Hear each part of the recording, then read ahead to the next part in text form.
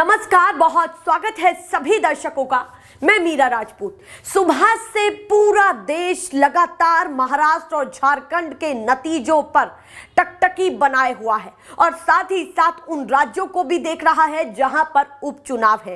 एक तरफ बीजेपी हारी है तो दूसरी तरफ बीजेपी जीती है, या फिर यहां पर मैं ये कहूं कि ये भी कह सकते हैं कि एक तरफ कांग्रेस जीती है तो दूसरी तरफ कांग्रेस हारी है। कांग्रेस का गठबंधन हारा है क्योंकि झारखंड में बीजेपी को हार मिली है और महाराष्ट्र में बीजेपी को जीत मिली है। कहीं ना कहीं दोनों एक ही पायदान पर खड़े हो गए हैं। फिर से कांग्रेस और बीजेपी पैरेलल होकर के इस चुनाव में जीते हैं। पर इस बीच में सबसे महत्वपूर्ण बिंदु जिस पर शायद ही बहुत कम लोगों की नजर गई और तमाम टीवी चैनल और अखबारों की भी बहुत कम नजर गई, वो कौन सी सीट है? वो है वायनाड, जहां से प्रियंका गांधी पहली बार मैदान में उतरी है और जहां से ही नहीं, भारत की राजनीति के चुनाव में ही पहली बार उतरी है। उनका पहला चुनाव ये है जब वो सदन में जाने वाली है। मैं क्यों कह रही हूं कि सदन में जाने वाली है? क्योंकि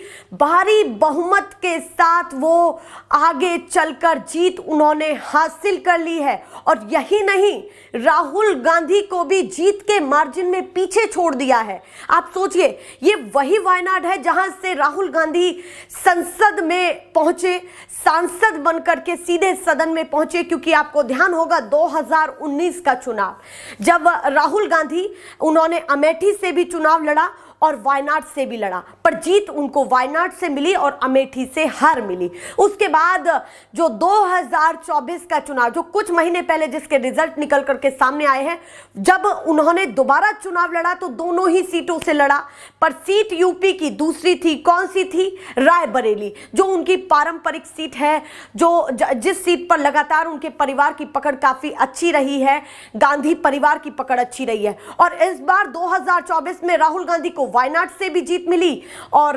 रायबरेली से भी जीत मिली। उसके बाद वो सीट उन्होंने छोड़ दी और रायबरेली से संसद में पहुंचे सांसद बन करके, और वायनाड की सीट खाली हो गई। और इसीलिए प्रियंका गांधी को राहुल गांधी ने वायनाड से मैदान में उतारा, क्योंकि उन्होंने वादा किया था कि मैं वायनाड से जा रहा हूं पर मेरा दिल यही है और मेरी बहन प्रियंका गांधी इस सीट पर चुनाव लड़ेंगी। और चुनाव लड़ी और भारी बहुमत से जीती। आप सोचिए कि 3.5 लाख वोटों से आगे रही। कितनी बड़ी बात है कि 3.5 लाख, 4+ इस समय हो चुका है। उस बीच में यह काफी महत्वपूर्ण है कि केवल वो जीती ही नहीं है, आप सोचिए कि पहली बार वो अब सदन में भी नजर आएंगी और सदन में उनका सामना बड़े बड़े नेताओं से होने वाला है।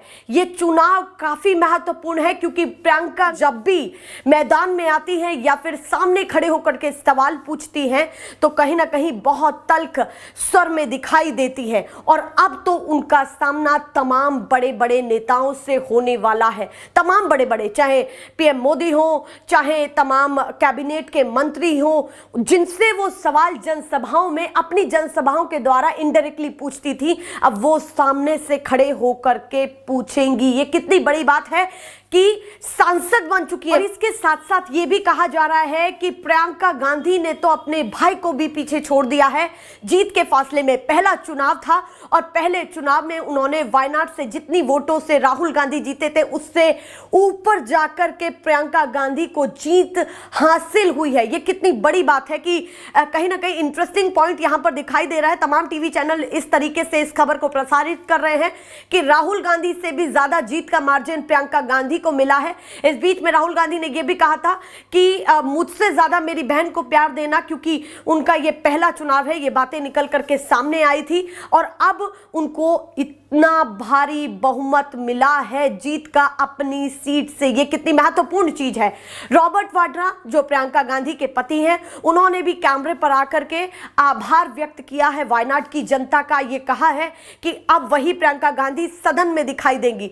ये तो सभी इस चीज को देखने के लिए बेकरार है क्योंकि प्रियंका गांधी बहुत तीखे स्वर में बोलती है, जैसा मैंने अभी आपको कहा। और कहीं ना कहीं जो उनकी पहली झलक होगी सदन में, पता नहीं कैसी होगी, पर उससे पहले आप रॉबर्ट वाड्रा की ये वीडियो देखिए जरा कि किस तरीके से वो खुशी के साथ वेलकम करते दिखाई दे रहे हैं प्रियंका गांधी का और वायनाड की जनता का आभार व्यक्त कर रहे हैं। मैं हमेशा मेरी पुकार थी कि प्रियंका को संसद में होना चाहिए, एक सांसद के रूप में होना चाहिए और मुझे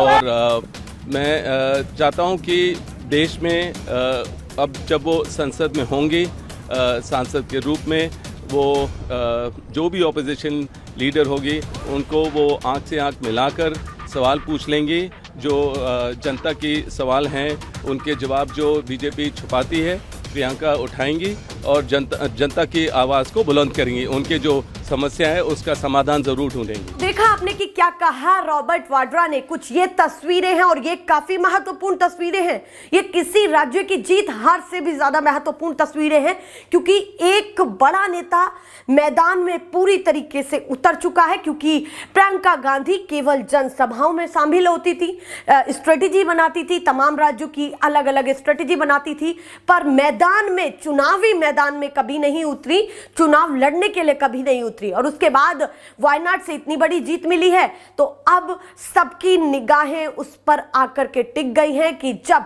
सोचिए जरा कि जब सदन में आमने सामने होंगे तमाम बड़े नेता सत्ता पक्ष के और दूसरी तरफ होंगी प्रियंका गांधी, तो तस्वीरें कैसी होंगी। और उसी के साथ साथ महाराष्ट्र में जिस तरीके की उम्मीदें इंडिया गठबंधन को थी उस तरीके के रिजल्ट निकल करके सामने नहीं आए। कहीं ना कहीं भारी बहुमत से बीजेपी जीती है और जहां बीजेपी को उम्मीदें थी झारखंड में, वहां पर बीजेपी हारी है। दोनों ही सिचुएशंस दिखाई दे रही हैं। इस बीच में महाराष्ट्र के चुनाव पर तो इंडिया गठबंधन के संजय राउत ने सीधे सीधे आरोप लगा दिया है, बड़ा आरोप लगा दिया है कि इन नतीजों से हम संतुष्ट नहीं है। जो महाराष्ट्र में नतीजे निकल करके सामने आए हैं उनसे हम संतुष्ट नहीं हैं, क्योंकि जनता का यह फैसला था ही नहीं, जनता कुछ और चाहती थी। सुनिए जरा संजय राउत ने क्या कहा। इस बीच में उन्होंने अडानी जी को भी घेर लिया है कि यह सब अडानी जी के लिए किया जा रहा है। सुनिए जरा। बात ऐसे है भाई, जो नतीजे सामने आए उसके ऊपर मैं विश्वास रखने को तैयार नहीं। ये जनता का फैसला मानने को तैयार नहीं। हमने महाराष्ट्र की जनता का जो मन है, हमें मालूम था किस दिशा में जा रहा है। ये जनता का कौल हो ही नहीं सकता। महाराष्ट्र की जनता का मन हमें मालूम है, ये हो ही नहीं सकता है। राउत साहब, दिख रहा है कि लाडली बहन जो सरकार, अरे लाडली भाई, यहाँ लाडले भाई है, लाडले नाना जी है, लाडले दादाजी है, सब कुछ लाडले है ना यहाँ। हमको मालूम है क्या है ये। इतनी ये निर्णय जो आया है, ये नतीजा आया है, ये जनता का निर्णय नहीं है, मैं इतना ही कहूंगा। नहीं राउत साहब, लेकिन लोकसभा चुनाव के वक्त आपने जो जनता ने कॉल दिया उसको उस वक्त भी हमने कहा था मोदी जी हार गए हैं, लेकिन चाहे महाराष्ट्र हो चाहे और स्टेट में गड़बड़ की है। महाराष्ट्र के नतीजे भी उससे ज्यादा आने वाले थे अच्छे। हमारी 4 या 5 सीटें लोगों ने चोरी की है, मैं आपको बता रहा हूं। नहीं, पर राउत साहब, अब दिख रहा है कि महाराष्ट्र के विधानसभा में विपक्ष के लिए भी कुछ, मतलब विपक्ष यही लोकसभा के 2 चुनाव में 2014-2019 ने मोदी और शाह ने यही किया था कि विपक्ष का नेता कांग्रेस को नहीं मिलना चाहिए। इस बार भी वही स्ट्रेटेजी महाराष्ट्र में की है कि विधानसभा में कोई विपक्ष का नेता नहीं रहेगा। ये हमेशा बीजेपी की स्ट्रेटेजी रहेगी। लेकिन आप कह रहे हैं कि कुछ गड़बड़ है। गड़बड़ तो है। गड़बड़ क्या है? मतलब अभी ईवीएम में गड़बड़ है या अरे भाई ठहरो, फंडिंग हुआ है, पूरे नतीजे आने तो हम बाद में बात करेंगे ना, क्यों नहीं करेंगे। पैसा तो ऐसा है कि हर चुनाव क्षेत्र में नोटों की मशीन लगाई थी। अरे शिंदे का एक भी उम्मीदवार सिटिंग एमएलए गिरता नहीं, और शिंदे ये बोल रहे थे हमारा एक भी सिटिंग विधायक गिरेगा नहीं। आपको मालूम होगा तो मैं इस्तीफा दूंगा। ऐसा होता है क्या चुनाव में कभी? हमारा एक भी नहीं गिरेगा। ये कौन सा भरोसा है? ये कौन सा लोकतंत्र है? 200 के ऊपर किसी को चुनाव में नतीजे मिलते हैं क्या? जिस देश में, जिस राज्य में सबसे बड़ी बेईमानी हो गई है, इस राज्य की जनता बेईमान नहीं है। ये नतीजे ऐसे दिए आपने कि आपने राज्य को, जनता को बेईमान ठहराया है। नहीं राउत साहब, इस राज्य की जनता बेईमान नहीं है। राउत साहब, जो नतीजे आ रहे हैं वो महाविकास आघाड़ी को कबूल है नहीं। तो आगे की क्या भूमिका रहेगी महाविकास? नतीजे कबूल नहीं है, मैं मानता हूं जनता को भी नतीजे कबूल नहीं है। जनता को भी ये जनता का निर्णय नहीं हो सकता है। मैं बार बार बोल रहा हूं और मुझे बार बार आप वही सवाल पूछ रहे हैं। लेकिन जो महाविकास आघाड़ी के कुल आंकड़े दिखाई दे रहे हैं, कुल संख्या दिखाई दे रहे हैं, उससे ज्यादा शिंदे गुट के कैसा हो सकता है? आप अपने मन को पूछे, आप पत्रकार है, आप अपने मन को पूछे क्या महाराष्ट्र में संभव है?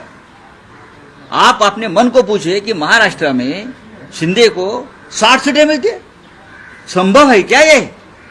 अजीत पवार को 40 सीटें मिलती है, क्या ये संभव है?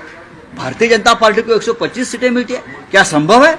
क्या इस राज्य की जनता भी बेईमान है? इस राज्य की जनता बेईमान नहीं है, उसके ऊपर हमारा विश्वास है। तो सुना आपने संजय राउत का ये बयान, कुछ इस तरीके का हाल इस बार रिजल्ट में निकल करके सामने आया। अब पूरी तरीके से तय हो चुका है, पर कहते हैं कि जब विपक्ष और पक्ष दोनों टकरार की स्थिति में हो तो चुनाव और रिजल्ट में तो तभी मजा आता है, और यही होता हुआ दिखाई दिया है। एक तरफ झारखंड में कांग्रेस को और कांग्रेस के गठबंधन को जीत मिली है, तो वहीं बीजेपी को महाराष्ट्र में जीत मिली है, तो वहीं वायनाड की सीट को प्रियंका गांधी ने अपने कब्जे में कर लिया है, यानी कि गांधी परिवार का फिर से उन्होंने ठप्पा लगा दिया है। क्या धीरे धीरे ये भी पारंपरिक सीट बनने वाली है? ये भी एक सवाल है। कमेंट सेक्शन में हमें जरूर बताएं। फिलहाल के लिए नमस्कार।